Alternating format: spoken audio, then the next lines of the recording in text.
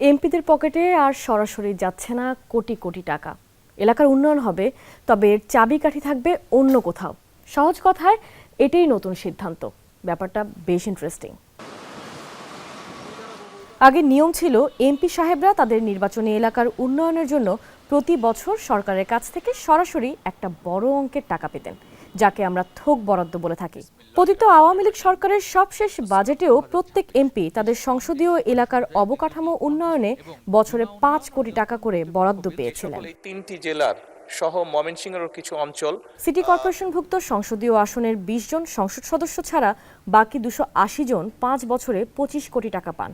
এর আগে ২০০৯ সালে আওয়ামী লীগ প্রথম সরকার গঠনের পর প্রত্যেক সংসদ সদস্য নিজ নিজ আসনের অবকাঠামো উন্নয়নে ৫ বছরে ১৫ কোটি টাকা করে পেয়েছিলেন।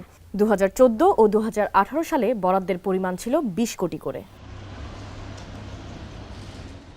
এই অর্থ দিয়ে এমপিরা তাদের এলাকায় সড়ক, সেতু বা দরকারি স্থাপনা বানাতে পারতেন। কিন্তু এই টাকায় নেওয়া প্রকল্প, তার ব্যয় আর ঠিকাদারি নিয়ে প্রায়ই মিলত দুর্নীতি, স্বজনপ্রীতি বা অর্থ তছরূপের অভিযোগ।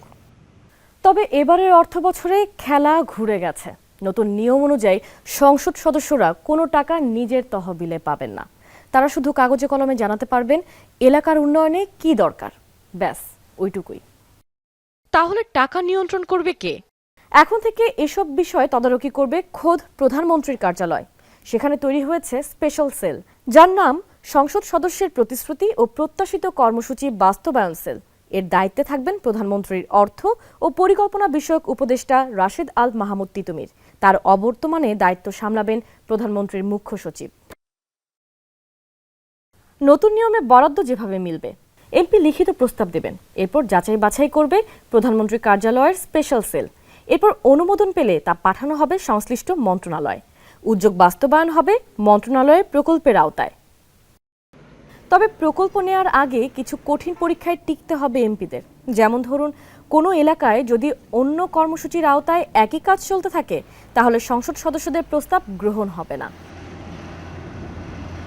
বরাদ্দ পেলে কি আসলেই গরিব মানুষের লাভ হবে, কর্মসংস্থান বাড়বে? এসব প্রশ্নের যথার্থ উত্তর দিতে হবে। প্রকল্প অনুমোদন পেলে প্রতি মাসের ৫ তারিখের মধ্যে মন্ত্রণালয়কে হিসাব দিতে হবে, জানাতে হবে কাজের অগ্রগতির। কোনো জটিলতা হলে তা সামাল দেবে পিএম অফিসের স্পেশাল সেল। আর মিলবে না শুল্কমুক্ত গাড়ি। নতুন সরকারের এমপিদের জন্য আরেকটি খবর হলো, শুল্কমুক্ত গাড়ি আমদানির সুবিধা আর মিলবে না। আম জনতার মতো সংসদ সদস্যদেরও প্রচলিত দামে গাড়ি কিনতে হবে।